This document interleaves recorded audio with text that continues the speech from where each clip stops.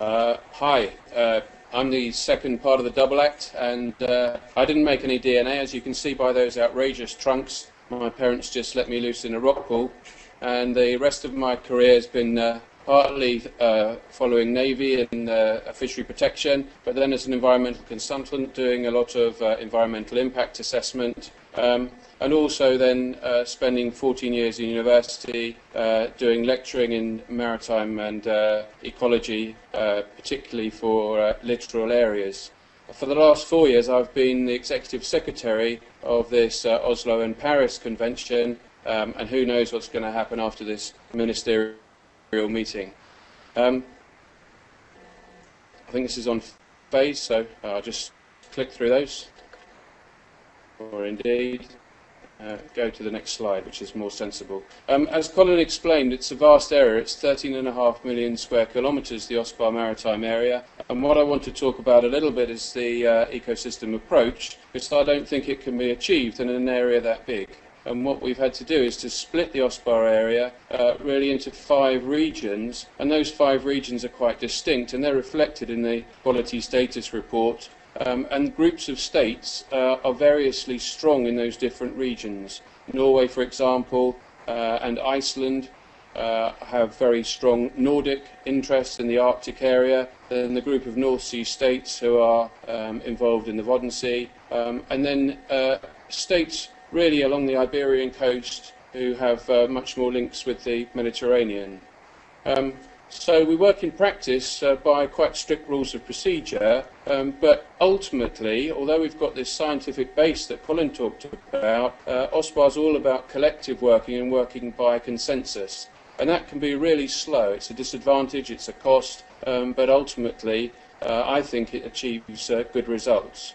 And so the normal strengths of working in this way are that we've been taking a long-term view, that we've undertaken our monitoring in a joint way according to a large jigsaw, and we've for quite a while now, although I was speaking to Denzil Miller from CAMLR yesterday here in Bergen, and he was saying that CAMLR are the granddaddy of the ecosystem approach. I think OSPAR's really signed up to the ecosystem approach now for at least 15 years, as Colin said, and every one of our measures has an implementation reporting and assessment procedure. And that's achieved top-line results, so we can communicate good results in terms of hazardous substances, eutrophication, radioactive discharge, but also in terms of activities like oil and gas. So, for example, to give you an economic metric, OSPAR put in place a decision asking the oil and gas industry in the OSPAR maritime area to reduce the amount of oil in produced water by 15%, and that target date was last year.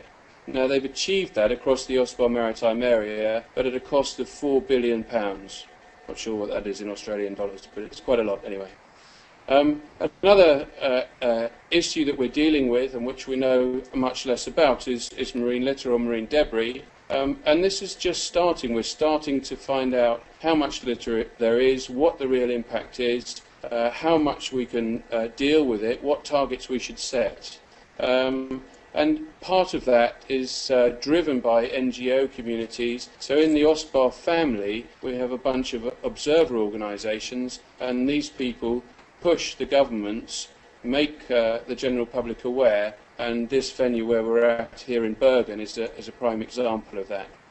As Colin said, we're now facing the Marine Strategy Framework Directive, and I think very much the European Union will pull together the sort of carrot and stick approach, much more of the stick. If countries go wrong with their marine plans, then they could find themselves in the European Court.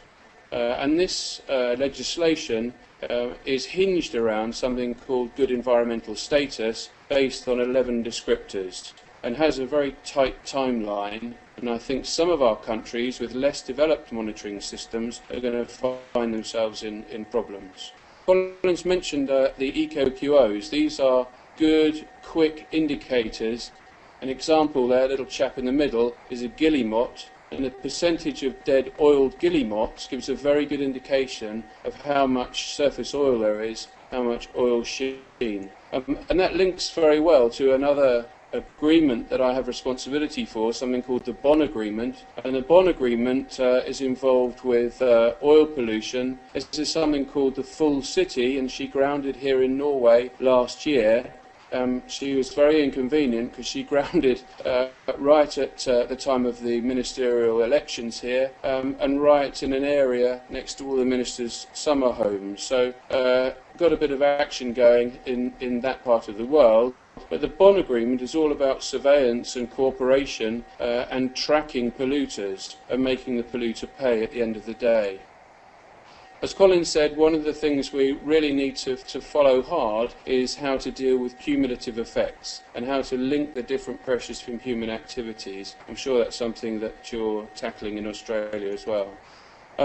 What I want to finish up with, because I know part of the theme of the C2C is integration, participation, cooperation, is what we're doing in terms of marine protected areas. And we've used the list of threatened and endangered habitats that Colin mentioned to push for marine protected areas. This is our current network of marine protected areas. You can see a big red blob there around Svalbard in the north of Norway.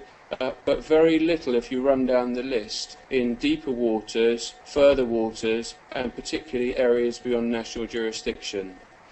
So the big thrust of this ministerial meeting is to add to some of the work that's been initiated in high seas areas, and it's been pushed by WWF in terms of recognising those areas that might be vulnerable, but it's also been pushed by contracting parties in New York, in other fora, recognising that the deep ocean really needs to be dealt with.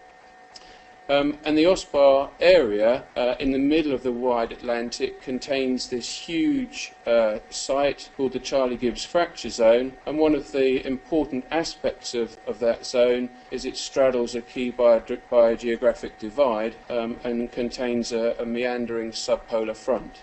So we're looking forward to ministers getting into deciding a number of these deep high sea sites, and then we've got to work out how to manage them in cooperation with other competent authorities. So the Oslo and Paris Convention, the OSPAR Convention, has to work with the RFMO, it has to work with the International Maritime Organization, has to work with the Seabed Authority, ICAT, and NASCO and other organizations.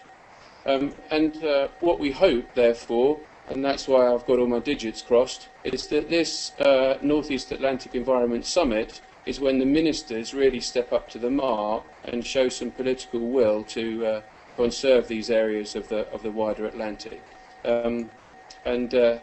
We hope that that comes off and that hasn't been too much of a tedious presentation for you. Thanks.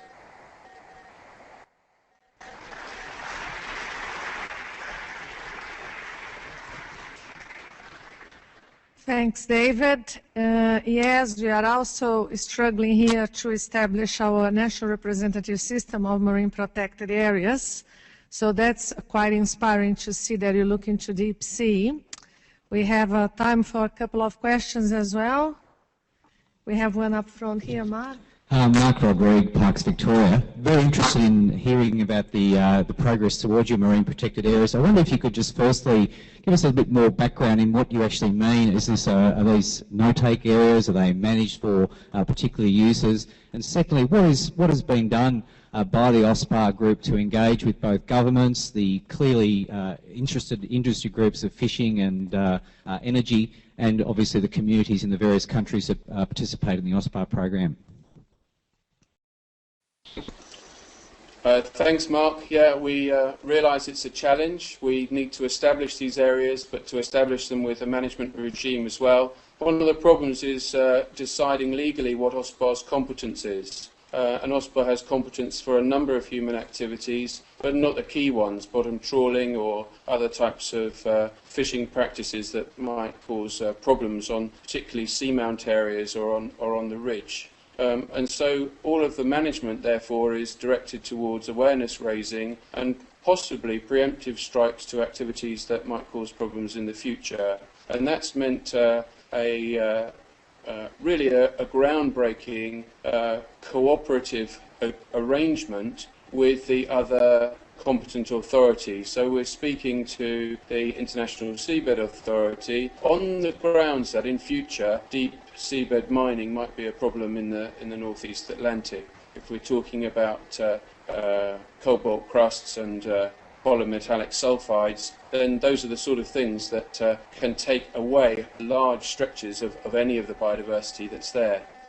In terms of engaging with stakeholders, I'm not sure that OSPAR is extremely good at that. We have our community of observer organisations, and they're tending to work towards regulation, working towards those things that they're interested in. It's not just green NGOs, it's organisations like the Oil and Gas Producers, or the World Nuclear Association, or the Crop Protection Association. So they're industry groups as well.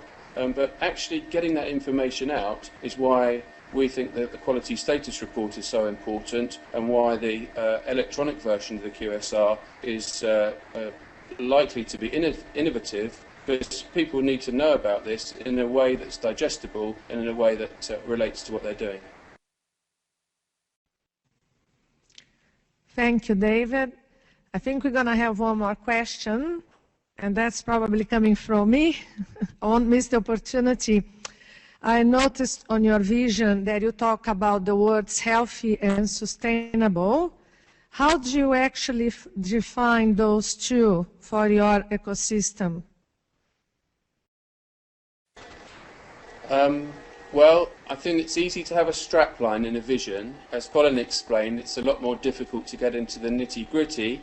I think in terms of healthy, one of the ways we've done it, and we've mentioned it a couple of times, is we've devised over 15 years in the North Sea this system of ecological quality objectives. And the ecological quality objectives give us a metric against which to measure the health of the seas. Indeed the overall quality of the seas. Another good example that ministers will have a look at tomorrow is there's a bird, a northern fulmar, that's throughout the OSPAR area, and the fulmars just eat litter in particle form in the water and on the surface of the water. So the percentage of litter in dead fulmar stomachs is a very good indicator of, let's say, the health of the ocean in terms of marine litter. And as a stunt, one of the NGOs is going to do a dissection of a fulmar in front of the ministers tomorrow. So let's hope they've had a good breakfast and they're not too queasy. But that health side obviously then links to the sustainability. I'm quite a skeptic about sustainability and also how to interpret the ecosystem approach. I think they're very much linked and often misunderstood in the academic literature. But ultimately it's good sound management where the ecosystem works and where ecosystem goods and services can still be achieved. And ultimately, that's what we're looking for the Northeast Atlantic, and I'm pretty sure you're looking for that within your coasts and seas and oceans down in Australia too. Okay, thanks a lot, David and Colin. I think we're gonna say goodbye for now. We really appreciate the time you've made into hooking up with us for a busy day for you. And hope we can keep in touch in years to come. So thank you very much. Back to you. Thanks, Patricia, for a master. And thanks to Squizmix, who are our technical and media gurus who've helped us make this leap across the world. Really exciting. Enjoy the rest of C2C and wish us luck with our ministers. Thanks and over.